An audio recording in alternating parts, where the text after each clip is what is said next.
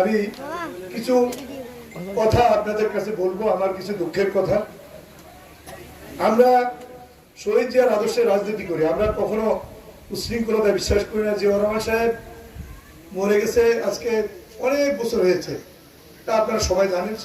জিয়াউর রহমান সাহেবের বিরুদ্ধে আজ পর্যন্ত এর মধ্যে একাধিক সরকার গেছে, কেউ কিন্তু জিয়াউর রহমান কোন রকম দুর্নীতি করেছে এ ধরনের কোন তথ্য প্রকাশ করতে পারে নাই। আমরা এরকম একজন নেতার আদর্শ, ওনার কর্মসূচিতে মুগ্ধ হয়ে সেদিনকার আমরা যে তরুণ ছাত্ররা আমরা সেদিন এই দলের রাজনীতিতে সম্পৃক্ত হয়েছি, যোগদান করেছি। আমরা অন্য কোনো দল করি নাই, অন্য কোনো দল থেকে আসি নাই। এটাই আমাদের শুরু এবং মৃত্যুর আগ পর্যন্ত এটাই শেষ, এটাই আমাদের ঠিকানা। আজকে আমি প্রথমে বক্তব্যের শুরুতে বলতে চাই, আমাদের দল বৃহৎ রাজনৈতিক দল। এই দলের অনেক নেতা আছে, আমাদের সাবেক এমপি আজিম সাহেব, আমাদের বর্তমানে আমাদের পার্শ্ববর্তী এলাকার চৈতি কালাম সাহেব, আমি নিজেও নমিনেশন চাইবো। আমাদের আরো নেতৃবৃন্দ আছে, ইলিয়াস পাটোয়ারি সাহেব, আরো বিভিন্ন নেতৃবৃন্দ আছেন। তো মনোনয়ন তো একজন পাবে, ধানের শীষে টিকিট দিবে একজনকে। আমার বক্তব্য, আমার অন্য কার কি বক্তব্য আমি জানি না, আমার বক্তব্য হলো আমি ধানের শীষের মানুষ, ধানের শীষের বাইরে আমার কোনো ঠিকানা নাই।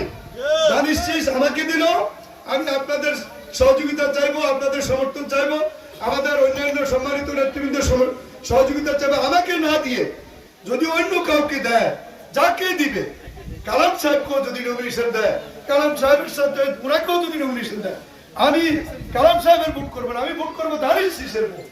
ধানের শীষ আমাদের সকলের, আপনারা সবাই ধানের শীষের ভোট করবেন তো?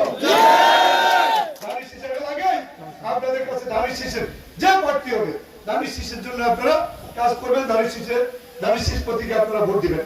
এবার আসি, আমি প্রথমে যেটা বলতে চাইছি, আমার কিছু দুঃখের কথা। আমি এই জায়গা ডাক্তার মকবুল আহমেদ সাহেবের, আপনারা ওই জানাজা অনেকে উপস্থিত ছিলেন, আপনারা তো অনেকেই ছিলেন ওই জানাজা।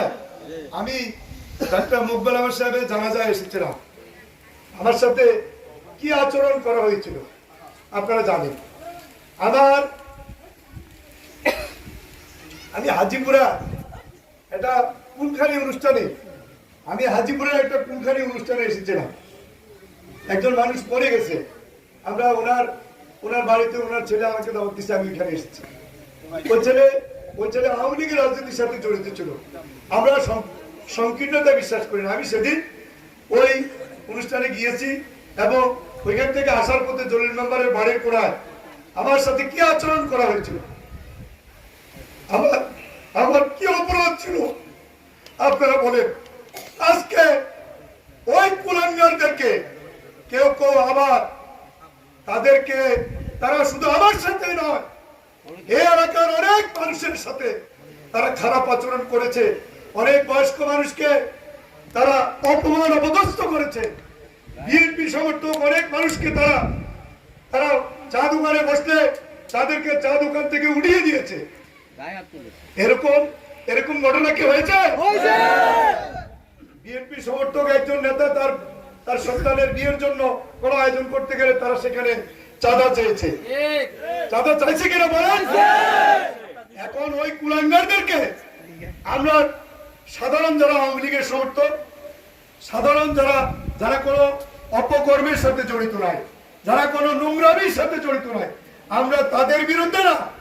কিন্তু যারা আমার সিএনজি ভাঙচুর করেছে, আমি যে সিএনজিতে ভাঙচুর করেছে, তাদেরকে যদি এখানে পাওয়া যায়, তাদের হাত পা ভেঙে দিলে এটাতে আপনাদের সমর্থন আছে কিনা বলেন? সুতরাং ওদের স্পষ্ট ভাষায় বলে দিতে চাই, যারা আমাদের নেতা কর্মীদের উপর হামলা করেছে, আমাদের নিজামপুর সুমান মেম্বারের বাড়িঘর জ্বালিয়ে দিয়েছে, আমাদের অনেক হাজিপুরার মতিন চেয়ারম্যান সাহেবের বাড়িতে যারা হামলা করেছে, জাফরের উপর যারা হামলা করেছে নৃশংসভাবে, জাফরের সাথে তার সাথে যে নোংরা আচরণ করা হয়েছে, এটা কোনো রাজনীতি নয়। এখন ওই লোকগুলোর ব্যাপারে আমরা যদি কোনো পদক্ষেপ নিই, এটা তো নিশ্চয় অন্যায় হবে না। আমাদের নবী, আমরা যে নবীর উম্মত, আমাদের নবীও ধর্মের জন্য, ন্যায়ের জন্য যুদ্ধ করেছে কিনা? সুতরাং আমরা ওই নবীর উম্মত, আমরা অন্যায়কারীর বিরুদ্ধে, চাঁদাবাজদের বিরুদ্ধে, যারা সাধারণ মানুষের যারা দুশ্মন, ওই দুশ্মনদের বিরুদ্ধে কোন পদক্ষেপ নিলে আপনারা দয়া করে ভুল বুঝবেন না। আমরা কোন আমেরিকানের বিরুদ্ধে না, চাঁদাবাজের বিরুদ্ধে, সন্ত্রাসীর বিরুদ্ধে, যারা আমাদের নেতা কর্মীদের বিভিন্ন ভাবে জাপানের মতো আমার ব্যক্তিগতভাবে আমার সামনে যারা দাঁড়িয়েছে, তাদের কোনো ক্ষমা নাই, ক্ষমা নাই। যেই সুপারিশ করবে তাকেও কালো তালিকাভুক্ত করা হবে। স্পষ্ট ভাষায় বলে দিলাম, বিএনপি আমার প্রাণের দল। আমার মাথা ফাটায় বিএনপি করার কারণে আমার এই পুরো শরীর ফাড়া বিএনপির জন্য। সুতরাং বিএনপির সাথে কেউ গাদ্দারি করলে, বিএনপির সাথে কেউ বিএনপির বিরুদ্ধে চক্রান্ত করলে তাদেরকে ছেড়ে দেওয়া হবে না। আর আমাদের এখানকার আমাদের দলীয় নেতা কর্মীদের মধ্যে যারা যুবদল, ছাত্র দলে যারা ছোট ভাইরা যারা আছো, তাদেরকে স্পষ্ট ভাষায় বলে দিলাম, তোমরাও যেটা জয় সাহেব বলছে, তোমরা কোনো নোংরামি করলে তোমাদেরকেও ছেড়ে দেওয়া হবে না। আমরা ন্যায়ের পক্ষে, ধানের শীষের পক্ষে, সাধারণ মানুষের পক্ষে। তোমরা সাধারণ মানুষের জন্য কাজ করবে।